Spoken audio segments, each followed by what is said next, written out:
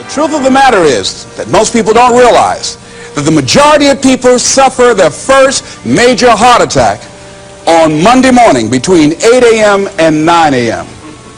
People getting ready to go to jobs that they don't like, jobs that are making them sick. What is it that you could love doing 7 days a week that'll bring a smile to your face? You've got to start saying yes to your life. You've got to start saying yes to your dreams, yes to your unfolding future, yes to your potential. You know, every year I used to say, this is my year. But ladies and gentlemen, one good year won't be enough for me. How many of you can use a good decade? Raise your hands, please. Fantastic. All right, now, here's what I want to do. I want to share with you how you can begin to make this your decade. How many of you know within yourself, if you ask yourself the question, have I done all that I'm capable of doing or being and living up to my potential, how many of you have to really answer, no, I have not done all that I can do? Raise your hands, please. Okay, very good. Now, here's what we know. That people don't do what they know in life, but what they do is they operate within the context of the vision they have of themselves. So what I want to share with you is how to begin to get a larger vision of yourself and how to begin to make this your decade. Because in order to do that, it's going to be very challenging. It's going to require a lot of work on your part, an ongoing process of personal and professional self-mastery. And it's going to require that you begin to see yourself worthy of the requirements in terms of effort, in terms of commitment, in terms of action, in terms of preparation, or whatever it is that you need to do in order to take your life where you want to take it. So one of the first things I ask you to do is I want you to look at your life right now and think about something that's important to you, something that gives your life a sense of value. Think about something that you'd like to have, or something you'd like to create for you or your family or for society. I want you to hold this thought in mind. Now, one of the first things I want you to do is don't worry about the inner conversation that you're going to have. Don't worry about how you're going to do it. That's going to come. You're going to develop a plan of action. You will find the way. You'll become the kind of person that can attract the people, the resources, and everything you need in order to make that become reality. But I want you to be mindful of your inner conversation. I remember once I was sitting in an audience, and Zig Ziglar, who I consider one of the greatest motivational speakers on the planet, he was giving a speech. And I was out in the audience, and I saw him going back and forth, and within myself I said, I'd like to do that. I can do that. And I leaned over to the guy next to me. I said, how much do they pay him to do that? And he said, $5,000. I said, I know I can do that. And I admired him. And then on the way home, when I was driving from Tampa, Florida, back to Miami, Florida, my inner conversation kicked in. And it said, Les Brown, you can't do that. You don't have a college education. Les Brown, you can't do that. You don't have the money. You don't have the contacts. You've never worked for a major corporation. What makes you think that you can make more in 1 hour talking than you've made working for a whole month? Now, I want to ask you a question. How many of you have ever thought about something you wanted to do and you talked you out of it? Raise your hand, please. That inner conversation, ladies and gentlemen, is the reason that most people take their greatness, take their ideas to the graveyard with them. You know, the wealthiest place on the planet, a minister said recently, and it was so true, is not the gold mines in the various areas of the world or the diamond mines. The wealthiest place on the planet is the graveyard. Because in the graveyard we will find inventions that we never ever were exposed to.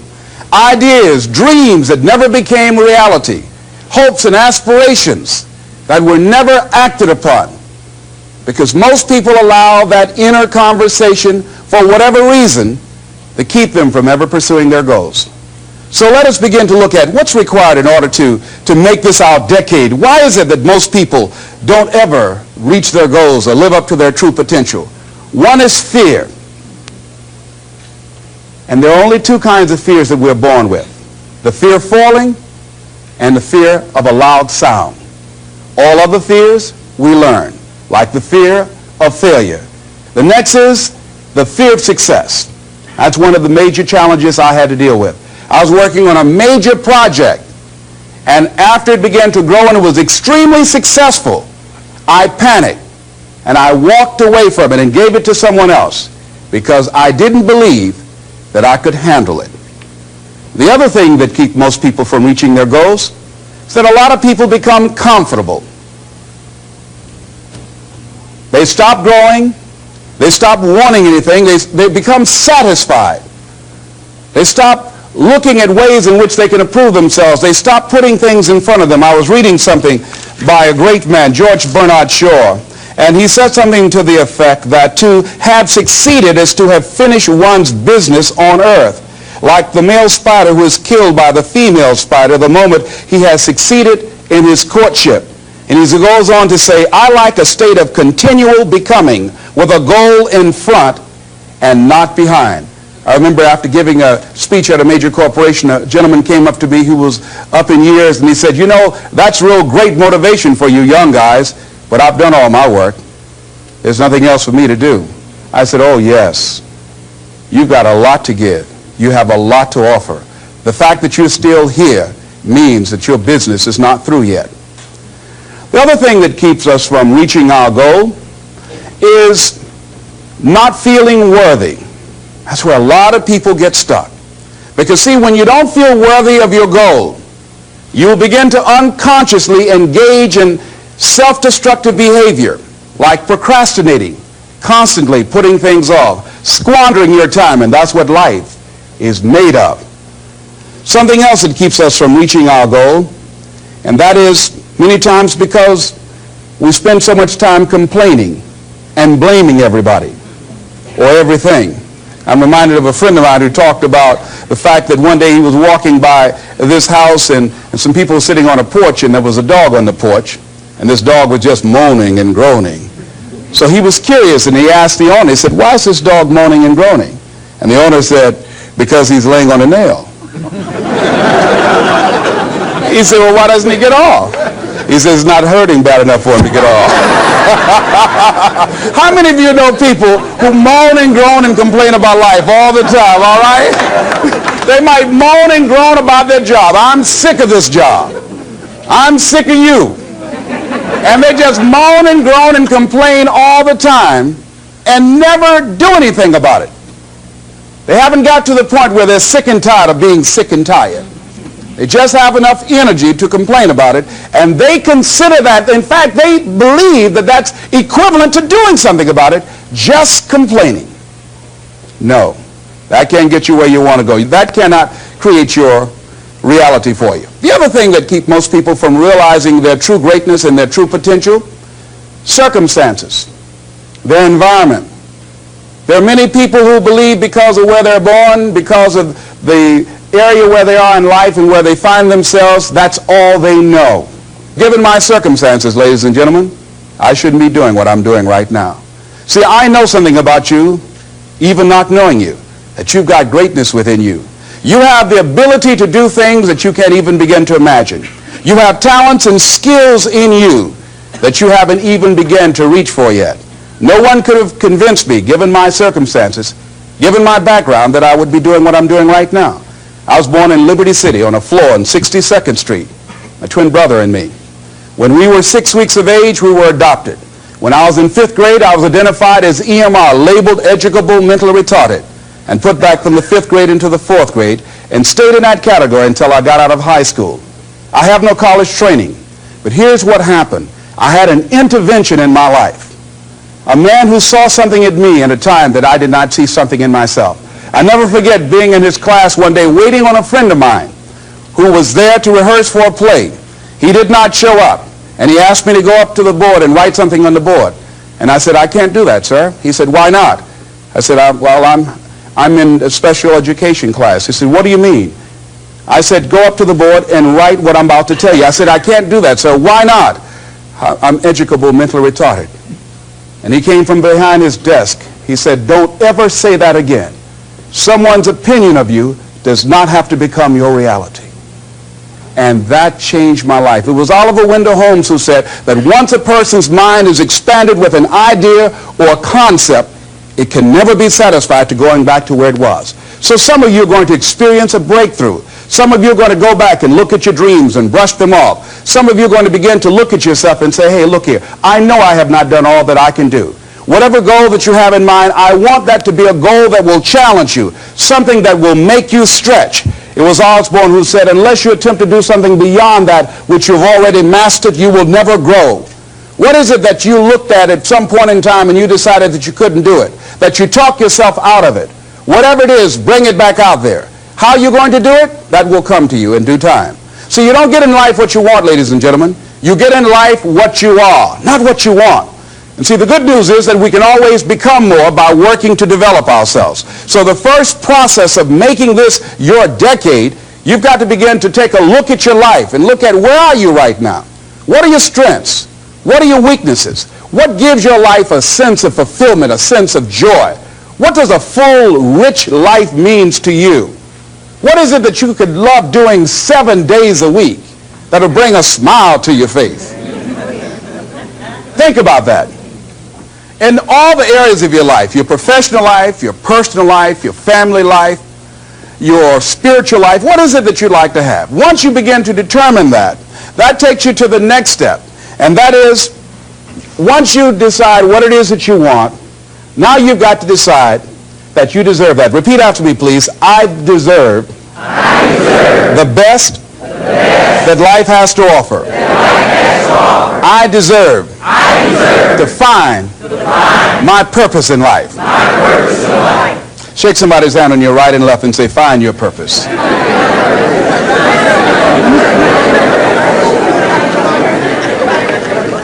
Do you know by actively pursuing your purpose, it could perhaps extend your life?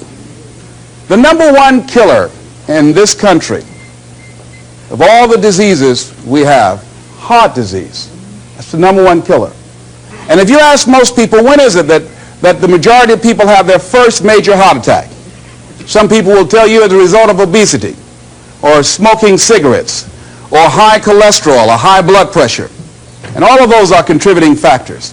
However, the truth of the matter is that most people don't realize that the majority of people suffer their first major heart attack on Monday morning between 8 a.m. and 9 a.m. People getting ready to go to jobs that they don't like, jobs that are making them sick. You see, when you're not pursuing your goal, you are literally committing spiritual suicide.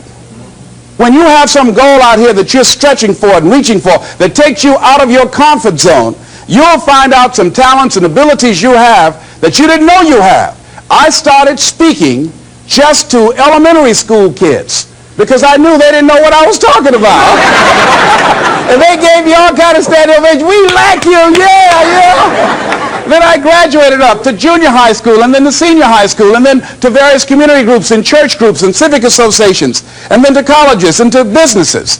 Now I'm traveling across the country and then traveling nationally and internationally. But I never would have discovered what I'm able to do right now if I wasn't willing to take a chance. And you've got to be willing to do that. You've got to believe in yourself. See, ladies and gentlemen, life is too short trying to play it safe. It's too short and unpredictable, being miserable. It's too short for that. Here's the thing. There's no safe position in life. Let me tell you why. It's a quiet secret that most people don't realize. You can't get out of life alive. Hello, you can't get out of life alive. So there's no safe position. You can die in the bleachers or you can die on the field. You might as well come out on the field and have a good time, right?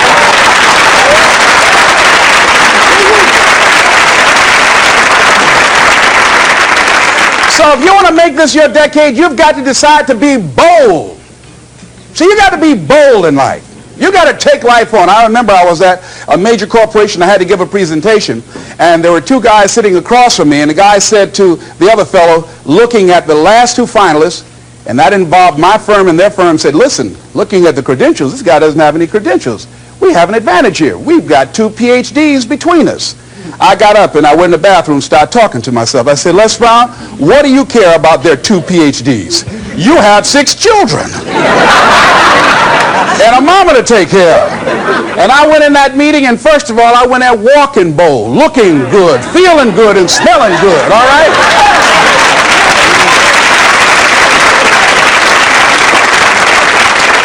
And I sat across that table and we started negotiating, and I operated in a spirit of absolute certainty. I looked at them as if the only reason that they were born was to give me that contract.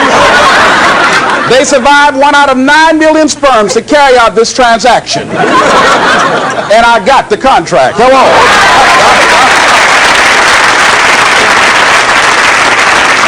So you've got to decide to be bold. Most people go through life trying to creep. No. Trying to be casual about it. No. You go through life being casual, you'll end up a casualty. No. You've got to be bold in life. You've got to take life on. Now here's something else. You must be positive. See, a lot of people, when things don't happen when they want it to happen, they become negative. And they turn out and start projecting a lot of negative energy. No. You've got to make a conscious, deliberate, determined effort to be positive. Because see, when you know within yourself things are going to work out for you, when you know within yourself that some way, somehow, you're going to make it, and these are just some of the hoops you've got to flip through in order to get there, it's okay. Have a friend who went to get a job, and the people didn't hire him. He was so negative. Well, hey, to hell with you then. Wait a minute. They just don't have a job today. Don't burn your bridges behind you. Don't talk about the guy's mama. Come on. All right. Now, here's the last thing. If you want to reach your goal and have a competitive edge, you've got to be hungry. A lot of people love me to tell this story. When I got out of school, my first major goal was to buy my mother a home, and my hero in broadcasting was Paul Harvey, and I wanted to become involved in broadcasting, and I loved the disc jockeys that were on the air, and I wanted to become a disc jockey. And Mr. Washington said something to me that I'll never forget, who was my mentor in high school. Repeat this. Whitney Young is his quote. It's better to be prepared for an opportunity and not have one than to have an opportunity and not be prepared. See, so I started working to develop my communication skills and expand my vocabulary. I started visualizing myself being a disc jockey. I saw myself on the air having a talk show and playing records and people listening to me. That was my vision. That was my dream. I held that in mind constantly. And I would practice all the time. Practice makes what? Perfect. Absolutely not. Just dislodge that from your mind. Practice only makes improvement. Perfection doesn't exist. You need to take it out of the dictionary. It doesn't exist. Practice only makes improvement. You can always better your best. You have not done your best work yet. As long as you're here, you have a chance to transcend yourself. So don't believe in perfection. It doesn't exist. It only makes improvement. So I would practice every day. And finally, I went over to this radio station, asked a guy for a job named Mr. Bellwall, and I said, how you doing, sir? I'd like to get a job. I was working on Miami Beach at the Fontainebleau Hotel at the time. The Jackie Gleason and the June Taylor dancers were famous. And my favorite program on television, most people would not remember, John Beresford Tipton. Hi, my name is Michael Anthony. I have a check for $1 million. How many of you remember that program, all right? The Millionaire, that was my favorite program on television, So this is my fantasy, and every time we would drive from Miami Beach, I would fantasize, that's the house. When I get my $1 million, I'm going to buy my mother that home over there. So that's my fantasy. So I went up to Mr. Butterball, and he said, do you have any radio experience? I said, no, sir. You have any background in journalism? I said, no, sir. I said, but I can never get experience if you don't give me the opportunity. I've been practicing a lot, sir. He said, I'm sorry, we don't have any job for you. I said, thank you, sir. He didn't know my reasons for being there. My reason, I wanted to use radio as a means to earn the money to buy my mother a home. I went back to the radio station again. I said, how you doing, Mr. Butterball? My name is Les Brown. I know your name. Didn't I just see you here yesterday? I said, yes, sir. I said, y'all have any jobs here? Didn't I tell you yesterday we didn't have any jobs? Yes, sir, but I thought maybe somebody got fired or resigned. I didn't know, sir. I went the next day. How you doing, Mr. Butterball? He said, yes. And I just didn't take it personal. How you doing? So y'all have any jobs here? Didn't I just tell you yesterday and the day before we didn't have any work? Well, I thought maybe somebody died, sir. I didn't know. I went the next day, showed up like nothing was wrong, like I saw him for the first time. How you doing, Mr. Butterball? Y'all have it? He said, boy, make yourself useful. Go get me some food. I said, yes, sir. See, many times when you want more, you've got to be willing to pay your dues. So I became their errand boy. I would get their lunch and their dinner and all kind of food for them. After a while, I would take the food to them in the control room, and I would not leave until they would ask me to, and I'd watch them working the controls, and I'd memorize their hand movements. And pretty soon, they would trust me with their cars to go pick up entertainers that came into town, entertainers like Sam Cooke, Donna Ross and the Supremes, the Four Tops, and the Temptations. I would drive them all over Miami Beach in the disc jockeys' cars. I didn't have any driver's license, but I was driving like I had some.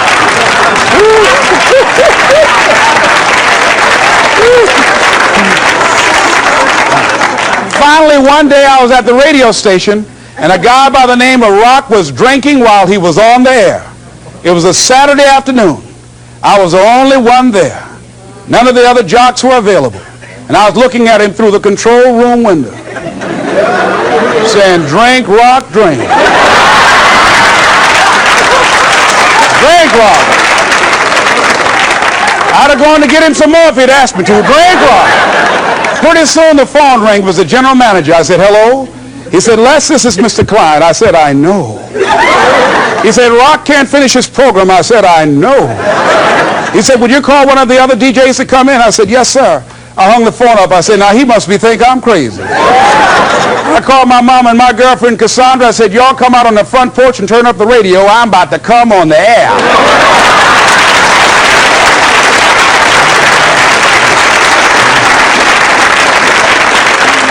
I waited for about 20 minutes and I called him back. I said, Mr. Klein, I can't find nobody. He said, young boy, do you know how to segue the records? I said, yes, sir. He said, go in there and don't say nothing here. I said, yes, sir. I couldn't wait to get behind those controls. I put the headphones on. I said, look out, this is me, LB, Triple P, Les Brown, your platter playing papa. There were none before me and there will be none after me. Therefore, that makes me the one and only. Young and single and love to mingle, certified, bona fide, indubitably qualified to bring you satisfaction, whole lot of action. Look out, baby, I'm your love man. I was hungry.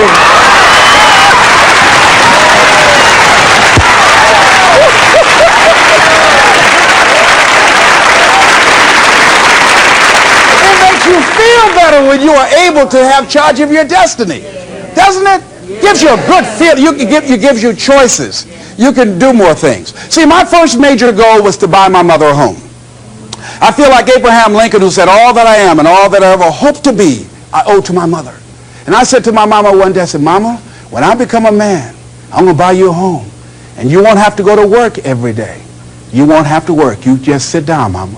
She was getting up, getting dressed to go to M&M cafeteria. I was just following her around. I said, watch, Mama. One day you won't have to leave here to go to work no more. It's raining outside. You won't have to go to work in the rain. You just do what you want to do. Like stay home and fix me sweet potato pie.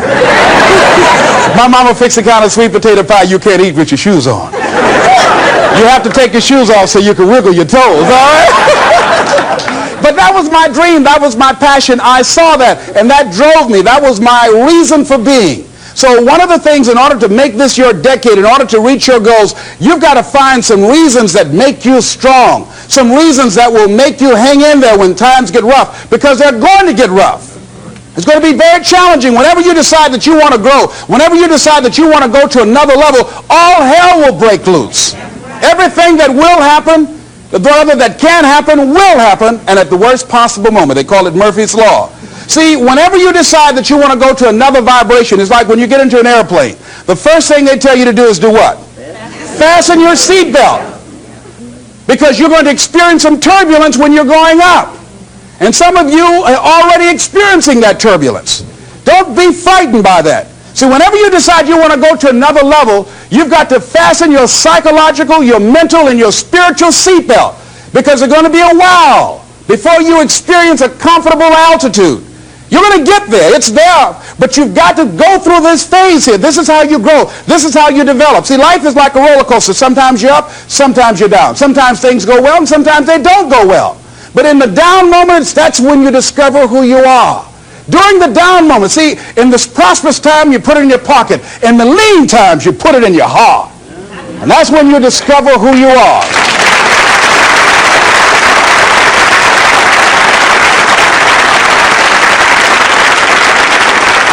So find 5 reasons that empower you.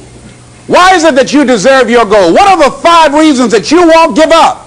When life catches you on the blind side, when the messenger of misery visits you, what are you going to do? What will keep you in the game when life knocks you to the canvas? See, the Buster Douglas that fought in the last fight was not the Buster Douglas that fought Mike Tyson. See, the Buster Douglas that got knocked down while fighting Mike Tyson had gotten out of an alcohol recovery center. His mother had died. His wife was ill with a terminal illness. He was considered a nothing, a bum. So when he got knocked down, Buster Douglas had a reason to get back up because he said, I'm dedicating this fight to the memory of my mama. But when he fought the last fight that he had, and he got knocked down, and he had a guaranteed $24 million in his pocket, whether he got up or not, he just said, hurry up and count me out.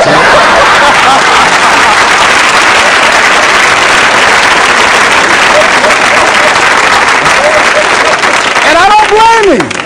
Why get hurt? He said, no, why'd you leave so soon? Somebody's about to get hurt. Me. So you've got to have some reasons that when life knocks you down, and it's going to. Hello, it's going to knock you down. When people disappoint you, and that's going to happen. When they betray you, and that's going to happen. When they lie to you, and that's going to happen. When they say, oh, you can count on me, and they won't show up, and that's going to happen. When you want to throw in the towel and give up yourself, and that's going to happen. When life collapses on you and catch you on the blind side, and drop you to your knees and start choking you. You got a dream? No, I ain't got no dream. And that's going to happen. What reason can you remember that you can call on, that you can reach on, that can make you get back up? Find that reason. Because when life had knocked me down, I said, life, I'm doing this because I want to make my mama proud of me. I'm doing this because I want my children to have a better life than what I had. I'm doing this because all my life I've been told I'd be a loser, that I wouldn't make it. All my life I heard people say, Mamie, take them back to the welfare department. I'm doing this to make them a lie. I believe like Frank Sinatra, he said, the best revenge in life is massive success. I'm doing this so I can become massively successful. And with that kind of courage, with that kind of affirmation and reason to empower me, I got a saying that when life knocks you down, try and land on your back, because if you can look up, you can get up. All right?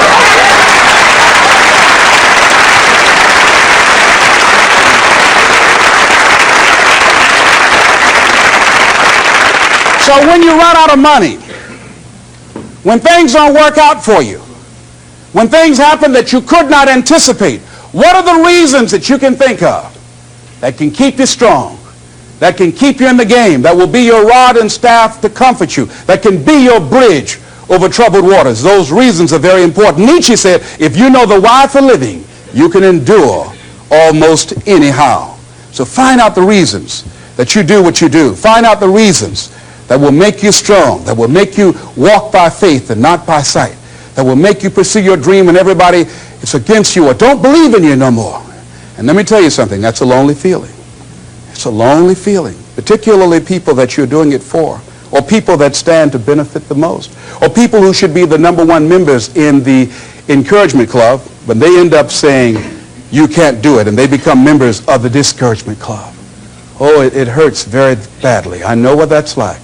Have people that you love close to you that look at you with that look and say, why don't you try something else? Why don't you give up? I said, but this is my life. I have got to do this. Les, you had a good job at Sears. That man like you.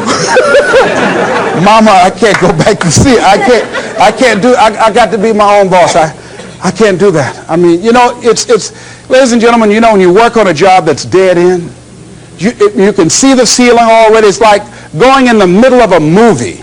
And after you've seen the movie, sitting back through that over again, there's something missing. You know the hero's not going to die. You know what the outcome is already. And so that's why a lot of people, a lady was telling me, she said when she went to work, it felt like a refrigerator fell on her shoulder as soon as she stepped in. Because she knew she'd gone as far as she could go. See, they're paying her just enough to keep her from quitting, and she's worked just hard enough just to keep from getting fired. How many of you know people like that? Raise your hand. The ones of you didn't raise your hand, you the what? I'll just tease it, all right? Here's something else. Make a commitment to be happy. See, you know, I have you laughing a lot. See, life is too short going through it looking homely, tired, and ugly. Sometimes we take life too seriously. Oh, no. Make a commitment to be happy. Find little things just to get tickled about and laugh. Find ways to be happy in the moment. A lot of people say, well, I'll be happy when I pay off all my bills. No. I'll be happy when I get my divorce. Oh, no. I'll be happy when the children go. Oh, no. You want to be happy now. See, there are no guarantees. No one says you're going to be here 2, 3, or 4 years from now. So you want to be happy right now, in the moment. Repeat after me. I must make a commitment. To be happy. Right now. Right now. Is all I got. Take somebody's hand on your right and left and say, you deserve to be happy.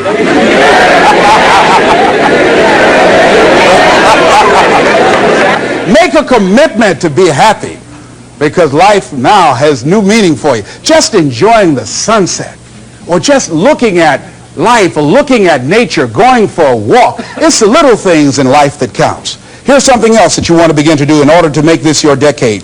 You want to begin to get all the toxic people out of your life. Hello?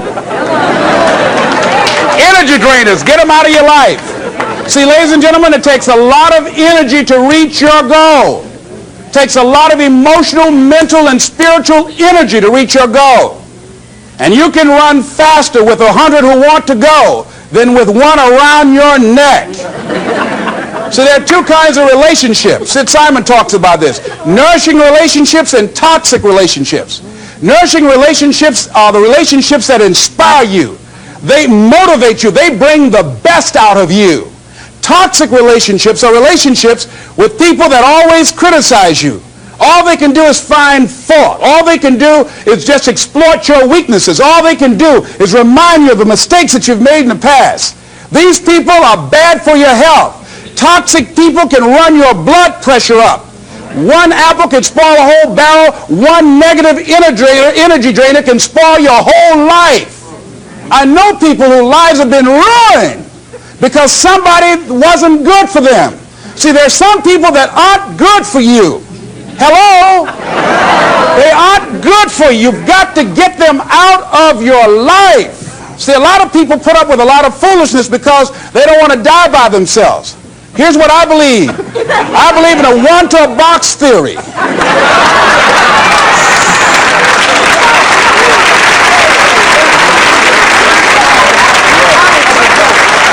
Ask this question of yourself. Make a list of who you communicate with most and ask yourself the question, what kind of person am I becoming because of this relationship? Is it helping me to grow mentally and emotionally and spiritually? Am I becoming a better person because of this relationship? Do they bring out the best in me? Do they inspire me? Do they encourage me to develop my greatness? Do they make me stretch? So you got to look at the people in your life and find out what kind of person are you becoming because of that relationship. My mother used to say, birds of a feather flock together. You run around with losers, you will end up a loser. Unconsciously. Unconsciously, you will pick up their ways, you will pick up their habits, you'll pick up, most importantly, their attitude about life. If you're around cynical, negative people all the time, you will become cynical and negative. So you got to watch yourself. Many of us are living out the lives of other people, living out their conclusions, living out of their consciousness. The other thing is that you begin to looking at your life and looking at what it is that you want to achieve. Another crucial thing that you must do is align yourself with powerful people. Align yourself with people that can encourage you, people that can empower you, people that you can learn from, people that you can grow from. That's very important. See, if you have people around you that can contribute to your growth. When I wanted to become a speaker, I joined the National Speakers Association. I wanted to be around the Dr. Norman Vincent Peales, the Zig Ziglars, the Dwayne Dyers. I wanted to be around people that were doing what I wanted to do. I wanted to learn from them.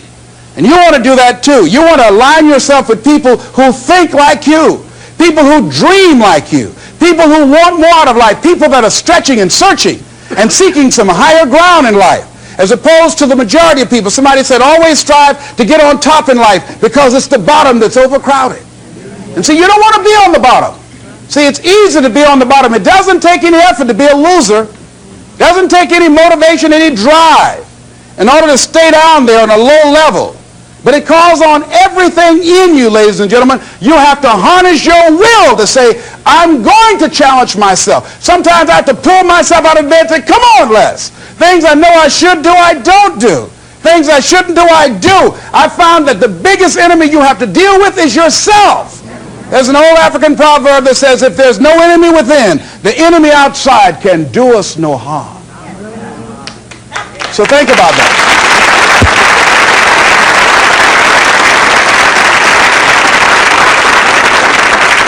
So as you begin to look toward making this your decade, as you begin to look toward making your life different, as you begin to look at yourself, you've got to redefine yourself. Who are you right now? And who must you become in order to create what you want? What has to change about you? What is it that you're doing right now that would be a liability for you? As you begin to look toward the future and take inventory of yourself, what is it about you right now that you've got to leave this behind because this no longer fits? Looking at where you want to go and the kind of person that you must become, the kind of standards that you have for you. What is it that you must do differently? Repeat out to me, please. If you want to keep on getting what you're getting, keep on doing what you're doing. See, that doesn't take an Einstein for that one. All right?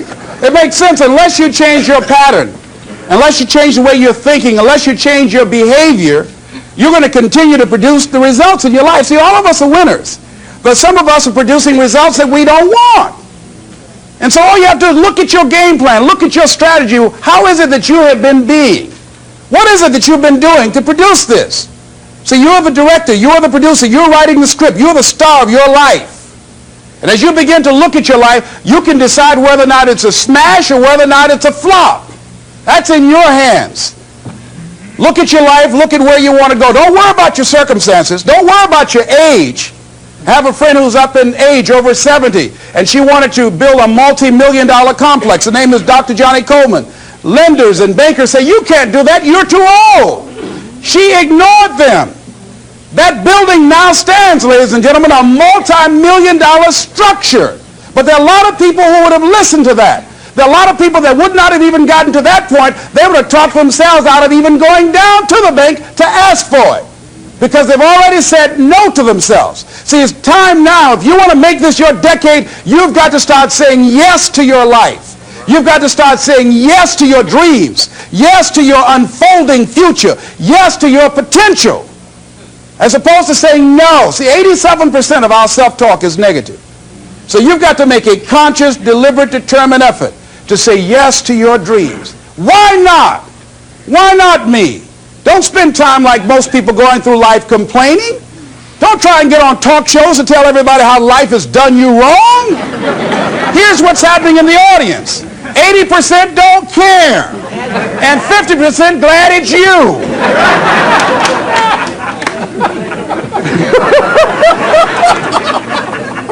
All right? So when you know that, you don't go around crying, oh, you know what they did to me. Who cares? Get away from me before they come back.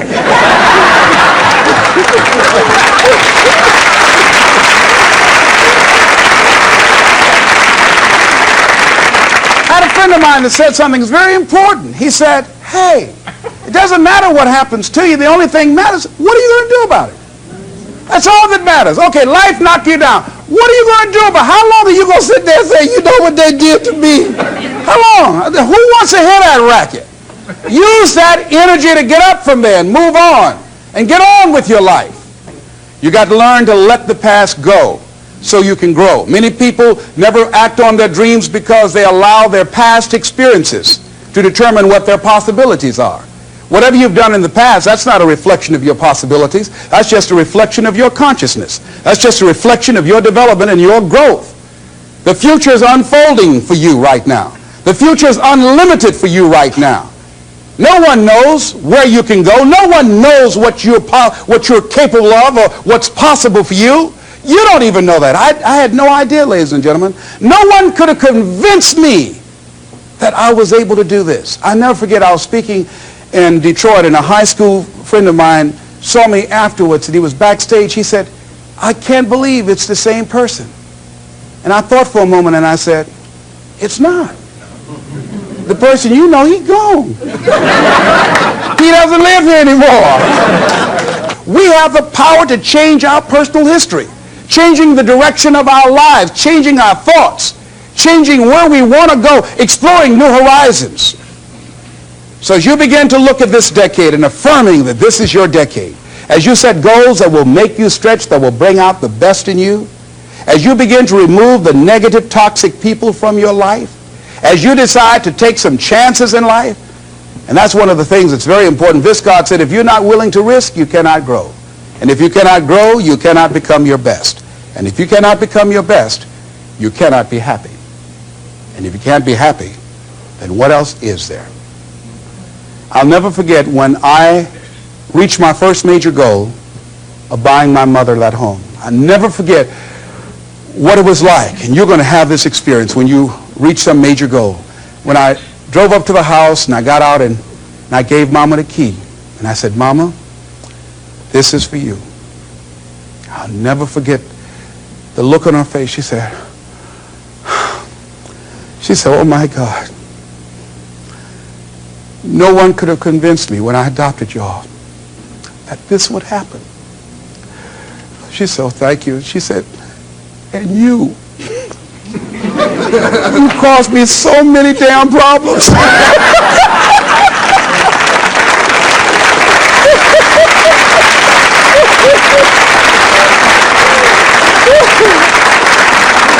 I was just one of those kids that had a lot of energy. But no one knew what I was going to become. It was a great philosopher, Goethe. He says, look at a man the way that he is, he only becomes worse. But look at him as if he were what he could be, then he becomes what he should be. And what Mr. Washington did was he looked beyond my thoughts and saw my needs. And he said, I see something in you. And I was there, oh God, I hope he's right. And I want to live up to his expectations. See, no one rises to low expectations. Finally, here's one last thing I'd like to leave with you. If you want to make this your decade, find some cause that you believe in. See, this is my profession, but my greatest joy in life is working with young kids. Every Monday, I fly up to Chicago to work with 600 young kids at Christ Universal Temple Church, working with them to develop a sense of purpose and direction with their lives. We develop a training program. If they're addicted to drugs or alcohol, we help them to get into a permanent recovery program. If they're not, we help them to develop a vision of themselves where drugs and alcohol does not fit. I love it when I go into the Cook County Jail and see the look on these young men's faces, the anger and the self-hatred. And then when we leave there, see the difference in them as we begin to touch a spark in them as Mr. Washington touched in me. And you cannot put a dollar price on that. That's my reason for being. What is it that you would like to give the planet? What is it that you'd like to leave here? See, someone paid a price for us to be here. I believe that we live in the greatest country in the world that gives us an opportunity to make a difference in life. We are blessed to have been dropped off on this part of the planet. A friend of mine was in Manila and saw a bumper sticker that said, Yankee, go home and take me with you. So as you begin to look at your life, decide, what kind of legacy do I want to leave? What kind of statement do you want to make with your life? What 3 things you want said when you die? What contribution do you want to make? I don't know what you want to do. I don't know what you want to achieve with your life. Here's what I know about you, and about you, and about you, and about you. That you have greatness within you. That you have things and gifts and talents that you've been bestowed with. But as you work consciously, making a conscious, deliberate, determined effort to cultivate and bring them out and develop a sense of purpose in knowing that your life can make a difference and decide to make and leave a legacy with your life. I say to you that the planet will never be the same again because you showed up. As you begin to look toward the future and affirm that this is your decade, this is what I like to leave with you that I'm known by. It's become my motto. And it says simply this: what do you want to do? My goal is to be the best son that I can be to my mother. My goal is to be the best father that I can be to my children. And my goal is to create a drug-free America, be the best motivator that I can be. Yes. Whatever your goal is, this is what I like to leave with you. It says simply this, that if you want a thing bad enough to go out and fight for it, to work day and night for it, to give up your time, your peace, and your sleep for it, if all that you dream and scheme is about it, and life seems useless and worthless without it, and if you gladly sweat for it and fret for it and plan for it and lose all your terror of the opposition for it, and if you simply go after this thing that you want with all of your capacity, strength and sagacity, faith, hope, and confidence, and stern pertinacity, if neither cold poverty, famish, or gulf, sickness, or pain, of body and brain can keep you away from a thing that you want, if dogged and grim you besiege and beset it, with the help of God you'll get it.